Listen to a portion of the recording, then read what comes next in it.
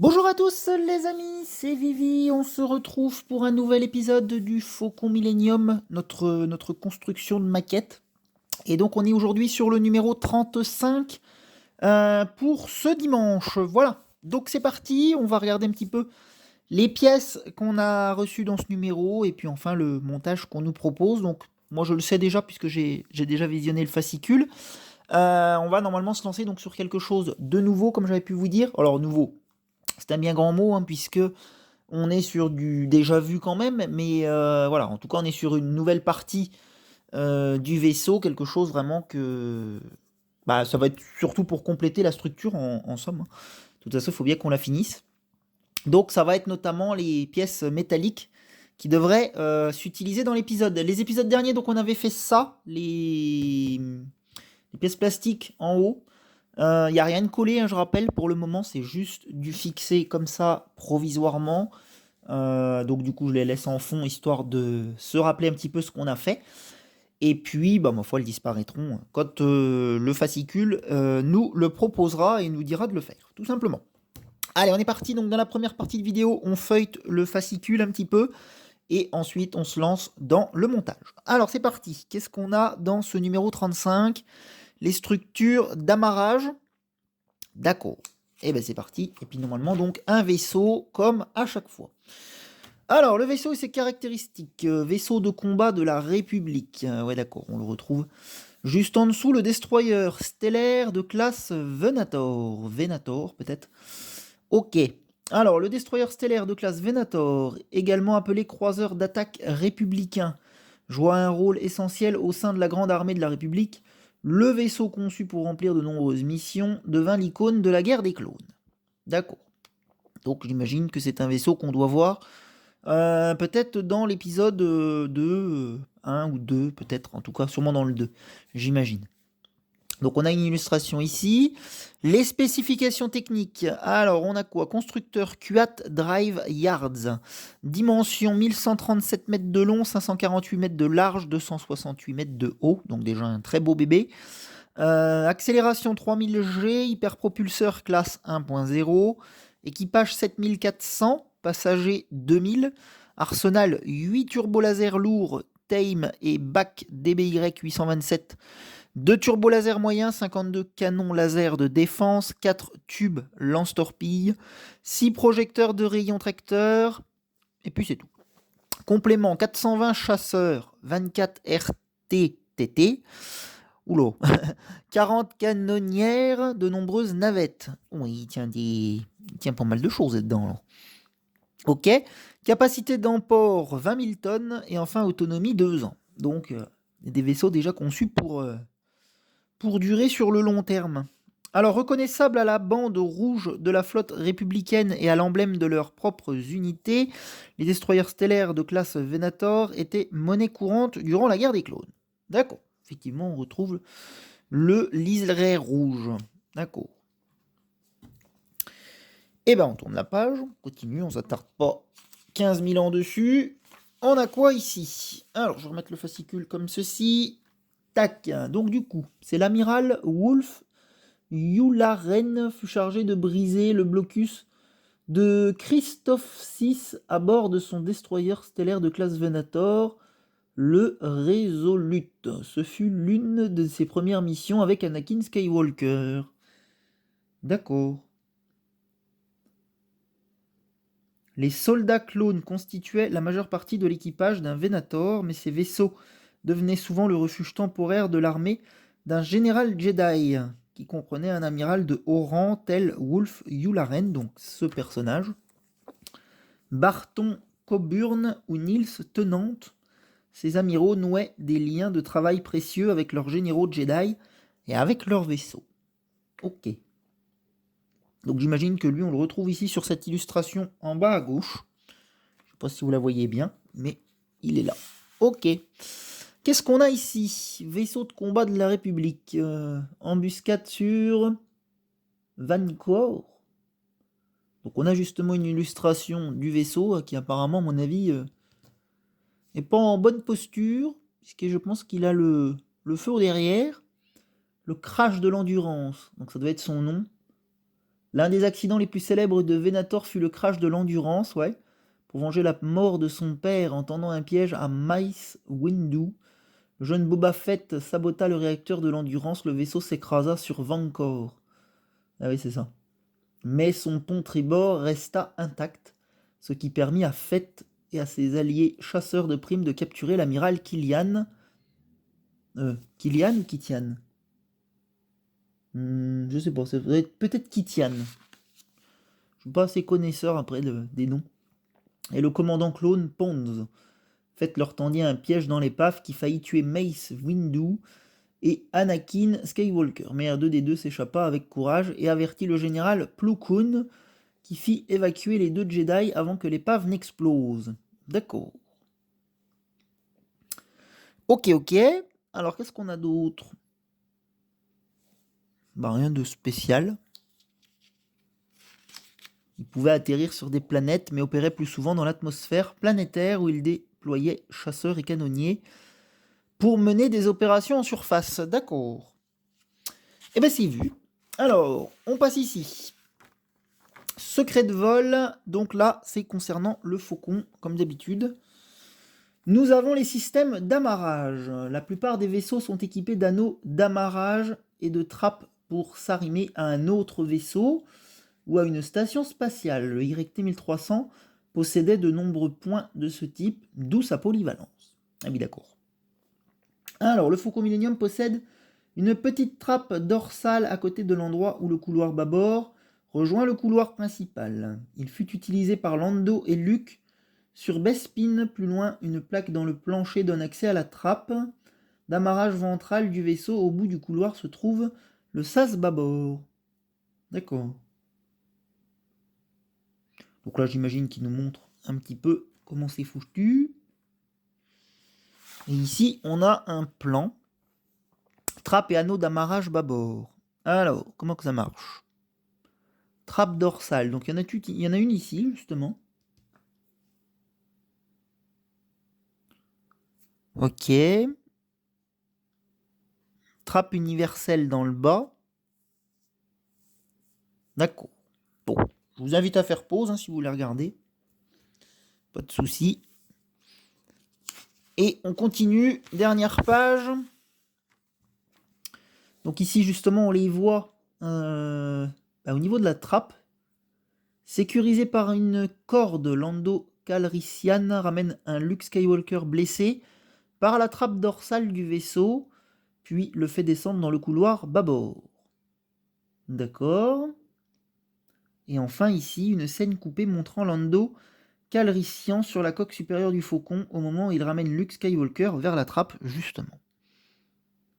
D'accord. Bon, et bien c'est vu, on passe à la deuxième partie de vidéo, donc à savoir la présentation des pièces et enfin le montage. Donc c'est parti. Alors, les pièces suivantes. Assemblage numéro 35, structure de la coque inférieure. Donc on reste bien sûr sur la coque inférieure, mais donc il faut qu'on la complète. Car rappelez-vous, il y a une petite subtilité au niveau d'une rampe, je crois. Donc du coup, ça doit être sûrement un petit peu différent l'assemblage, on va voir ça. Donc je le dis, c'est du... Moi maintenant, c'est vraiment de la découverte pour moi, c'est du nouveau. Donc forcément, je connais beaucoup moins les choses. Ça peut d'ailleurs peut-être se ressentir au niveau de ma présentation des vidéos. Car des coups, je découvre les fascicules avec vous maintenant. Je les feuillete juste, moi, une petite première fois avant de faire le tournage, histoire de regarder un petit peu ce qu'on va avoir à faire et puis comment disposer les pièces, etc., etc. Aussi vérifier que j'ai bien toutes les pièces. Mais après, voilà, je découvre vraiment le tout avec vous. Alors du coup, continuez l'assemblage de la structure de la coque en ajoutant la partie extérieure de la section qui soutiendra le mécanisme de la rampe d'embarquement. Voilà, donc c'est ce que je vous disais, on va avoir une petite subtilité au niveau de la rampe sur cette zone-là. Alors, outre les pièces dont vous avez besoin pour cette étape, vous possédez désormais une nouvelle plaque pour le dessous de la coque qui présente une partie en retrait pour pouvoir monter le train d'atterrissage. Donc j'imagine que c'est de celle-ci qui parle. Monter le train d'atterrissage optionnel. Ah, d'accord, c'est optionnel, c'est pas obligatoire. Vous possédez également une partie de la coque qui se situe entre les mandibules, là où les missiles à conclusion seront montés. D'accord, donc normalement c'est cette plaque-là. Gardez les éléments non utilisés pour plus tard. Ok. Alors nous on va déjà se préoccuper de nos pièces. Alors, liste des composants en 1, structure de la coque BF4, donc c'est la structure métallique. BF3, structure, c'est celle-ci qui est tordue. 3, fixation des missiles à concussion, donc c'est cette fameuse plaque-là. 4, nervure radiale, donc nervure radiale ici. 5, connecteurs 4 trous x 2, donc ils sont dans le sachet. Et enfin 6, connecteurs de trous x 2 dans le sachet également. 7, plaque de la coque BP27, donc la grosse plaque en plastique. Voilà. Donc présentation des pièces terminée, on va du coup pouvoir se lancer dans le vif du sujet, à savoir donc le montage. Donc il n'y a pas très long à faire, il y a juste ces doubles pages. Et puis derrière, vous voyez, on est sur une page noire, donc ça devrait aller assez vite. On a donc ça à monter, en l'occurrence, qui va donc correspondre à cette partie-là, mais ce ne sera pas totalement fini, puisque sur le plan ici, on peut voir qu'il nous reste encore des pièces à recevoir, j'imagine, dans les prochains numéros. Donc ça doit ressembler à ça à la fin, on va voir un petit peu ce qu'on peut faire. Alors, les structures arrière, en assemblant les 4 pièces structurelles et la nervure radiale, voire ci-dessous, donc ceci, vous composerez la première partie du support de mécanisme de la rampe, que vous installerez dans les prochaines étapes, au prochain numéro. Plus tard, quand ce sous-assemblage sera ajouté à la structure déjà existante, vous aurez complété le cercle entier du fond de la coque. Et oui, parce que je rappelle que pour le moment, il doit être monté qu'à ses 7/8. Donc il faut qu'on le continue effectivement. Prenez les 2 pièces structurelles fournies dans ce numéro, pièces 1 et 2. Donc les 2 qui sont là. On va faire un petit peu le point sur ce qu'il nous faut, ainsi que les structures 1 et 2 du numéro 34. Donc moi je les ai déjà sorties, elles sont ici, donc des pièces assez ressemblantes, voilà. Je vais même vous les mettre au-dessus, comme ça ce sera peut-être que mieux. Voilà, je vais mettre ça comme ça, ça ce sera ce numéro, et ça c'est le numéro passé. Étalez-les comme indiqué en suivant la numérotation. Ah zut, alors attendez, on va peut-être faire autrement. Je vais pousser ça, parce que je pense qu'on va pas s'en servir. Ça, je vais le mettre là. Tac, tac, tac. Et puis du coup, je vais plier le bouquin, histoire de gagner de la place à l'écran.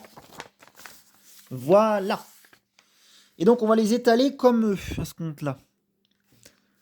Donc, étalez-les comme indiqué. Alors, du coup, comment que ça se passe? Donc, c'est celle-ci qui va, en l'occurrence, ici. Ouais. Ensuite, la pièce 2. C'est celle-là. Ouais. C'est celle-là. Et elle se mettra donc comme ça. Ok? Celle-ci. Comme ça. Et enfin, celle-ci. Comme ça. Alors bien sûr, ça donne rien pour le moment. Hein, mais ça va venir. Vous aurez également besoin de la nervure radiale. Donc la nervure radiale ici. On va la mettre là. Tac. Et enfin, des connecteurs 2 et 4 trous reçus dans ce numéro et le précédent. Alors, j'ai tout dans le sachet, on les déballera en temps voulu. De toute façon, j'en ai quelques-uns, donc c'est bon. Ainsi que 14 petites vis noires à tête ronde pour fixer les pièces. Alors ça, j'en ai préparé, oui, tout un stock. J'en ai pas mal. Donc on va les mettre là, à côté de nous. Et puis de toute façon, j'en ai d'autres, hein, s'il le faut. Mais normalement, j'en ai plus que 14. Sans problème. Allez, tiens, il y en a bien assez. Du coup, donc on a le plan ici, donc avec ce qu'on va monter. Et puis on est parti. Pour être identifiées, les pièces de la structure présentent des numéros BF en rouge sur la photo. La photo ci-dessus indique comment elle s'assemble. Le schéma de droite indique, quant à lui, la partie correspondante sur votre plan du faucon. Allez, bah c'est parti, on attaque avec l'étape 1. Et puis, on devrait avoir quelque chose de bien. Alors, étape 1, donc je ressors mon tournevis. Aligner la nervure radiale avec la pièce structurelle BF1 comme indiqué. Bon, bah ça déjà c'est fait. Alors je vais mettre mon fascicule par là, comme ça vous avez le montage à l'écran. C'est quand même le but. Peut-être vous mettre ça comme ça. Ouais.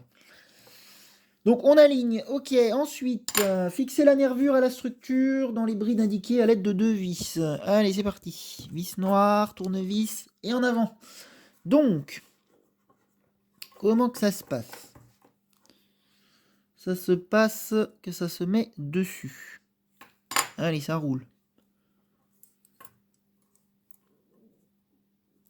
Alors, ça me fait bizarre du coup de faire du tournage réel. Parce que bien souvent, j'ai l'habitude de faire du off, mais bon, là, il n'y a pas extrêmement grand chose à faire, donc on peut du coup se permettre de le faire en vidéo, puis comme ça, vous voyez un petit peu comment que ça se passe. Ça fait pas de mal. Alors, on va fixer déjà les deux, puis on va serrer le tout. Après, clac. Donc, vous voyez que c'est pas toujours évident. Hein. Entre tenir les pièces, visser, vous voyez là, ça ne va pas. Je vais peut-être même me poser sur la table. Ça sera peut-être que mieux. D'ailleurs, j'ai pas pris le bon tournevis, je suis en train de penser. C'est peut-être pour ça que j'y arrive pas. Je vais essayer de finir celle-ci. Ouais, ça y est, c'est bon, j'ai retrouvé la technique. Ça faisait longtemps que j'avais pas fait de vissage alors. Forcément. Je vais aller chercher l'autre tournevis qui est juste à côté. Parce que celui-là, il va pas.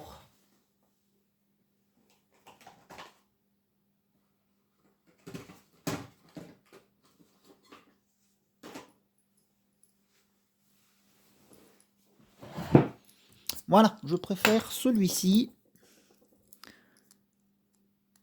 Il est plus petit en main et puis vous voyez, il visse beaucoup mieux. Ça n'a rien à voir. Ok, donc celle-ci c'est bon. On va donner un petit coup de vissage à celle-là. Voilà, on est pas mal. Ça roule. Donc ça c'est fait. Prenez un connecteur de trous et alignez-le avec le trou du milieu de BF01. Donc connecteur de trous. Donc tiens, on va ouvrir ce petit sachet là. Hop, et on va sortir ce qu'il y a dedans. Zou, ça, poubelle. On verra ça plus tard. Alors, connecteur de trous, c'est parti. On nous dit ensuite de le visser, le connecteur à la structure avec une seule vis. Paraît logique. Donc ce connecteur va ici. Ok. Petite vis noire. Ah. On va le mettre là. Et on est parti. Voilà. Pas trop serré, comme ça il y a toujours un petit peu de jeu, c'est plus pratique. Ensuite, fixer un connecteur 4 trous au coin de la structure BF1 avec une seule vis. Donc, on est parti. Clac. On va la passer dedans. Alors après, il n'y a pas d'importance hein, sur le trou. Ah oui, mais j'ai l'air malin maintenant. C'est bon. Et ça va donc dans ce coin-là.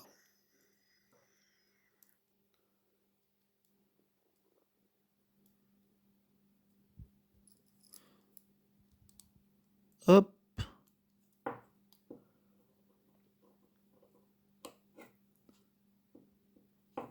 Donc, ce sera une vidéo peut-être un petit peu plus longue, hein, du coup. Mais ça changera. Voilà. Donc ça, c'est fait. Ensuite, aligner la structure BF2 avec les deux connecteurs comme indiqué. Donc BF2, elle est là. Et normalement, ça doit donc se mettre, j'imagine, de cette manière. Ça me paraît pas mal. On tourne la page. Et donc on a vissé BF2 au connecteur de trous à l'aide d'une vis. Et enfin, j'imagine, après, avec une deuxième vis dans le 4 trous. Allez, on peut faire déjà tout ça. C'est reparti. Donc une vis là.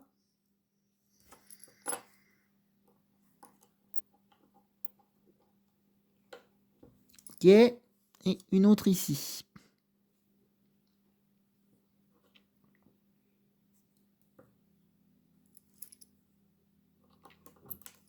Ah, bon sang.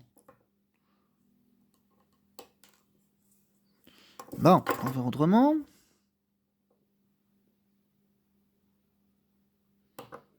Voilà. On va arriver de trouver la posture idéale. C'est pas toujours évident. Allez, on serre bien tout ça maintenant. Clac.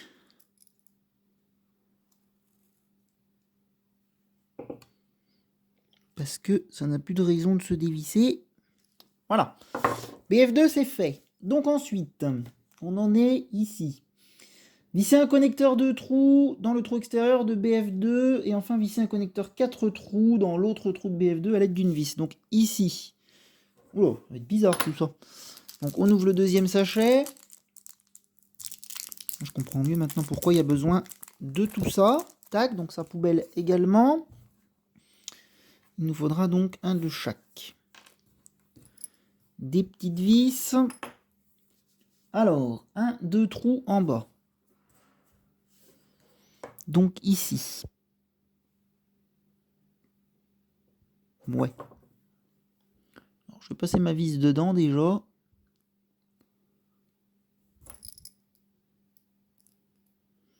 Voilà. On la met là. Et puis on est parti.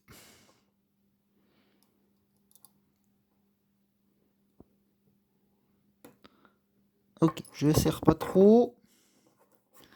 Là, c'est la même chose.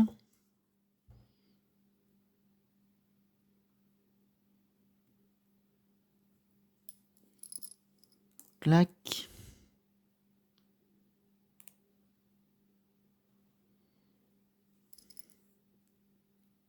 Les trous sont petits, je trouve. Des fois, les vis ont tendance à ne pas passer dedans.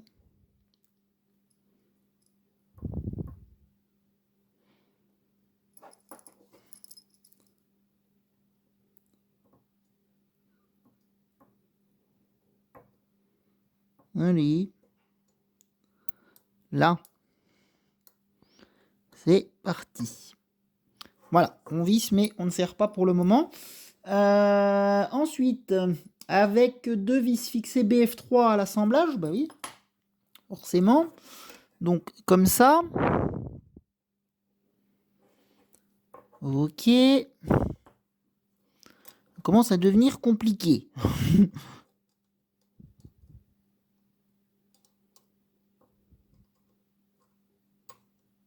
Clac.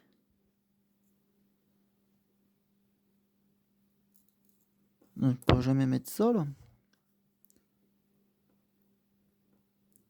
Si, c'est bon.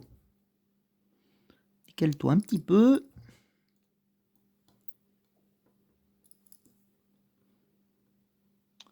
Et ça devrait y aller.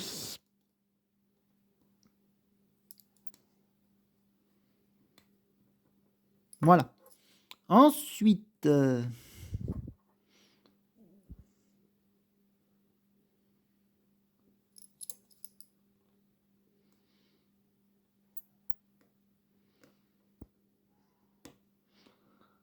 Allez, on peut serrer le tout. Ça me semble pas trop mal.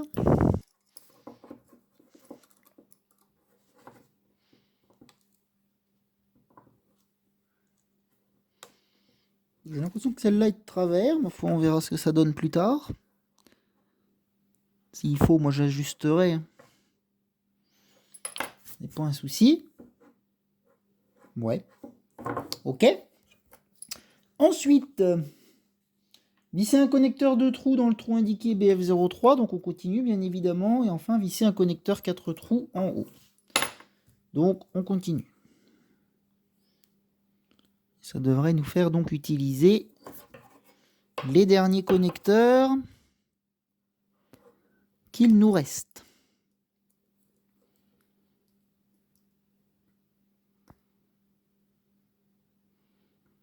Alors je sais pas si c'est que c'est des vis neuves et puis que du coup... Mais alors, je peux vous garantir qu'elles s'accrochent drôlement. Mais c'est possible. Hein. Parce qu'au début du fascicule, enfin du montage, j'étais sur des vis qui avaient déjà été vissées, hein, du coup. Donc peut-être que c'est ça la différence. Ça y fait peut-être un petit peu, je sais pas.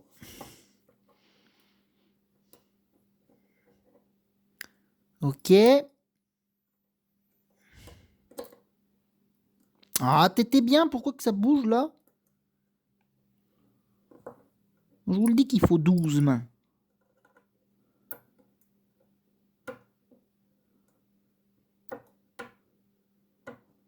Ah oui, ça prend pas. Alors, qu'est-ce qui se passe? Ça y est, c'est parti. Ok, je serre pas trop. Et puis bah du coup, j'imagine qu'il faut mettre donc BF04 comme ceci. Visser BF04 aux 2 connecteurs en utilisant une vis dans chaque trou. Comme ça.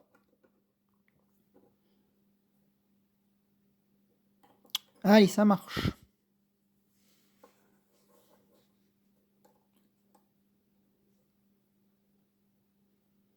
Donc, une ici.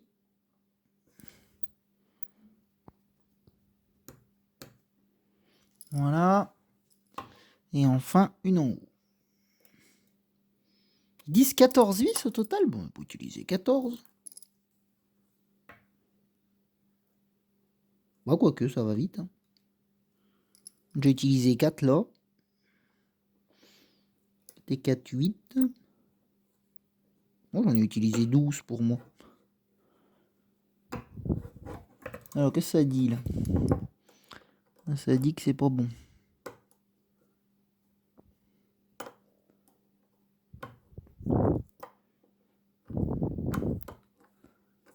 Ça dit que c'est mieux.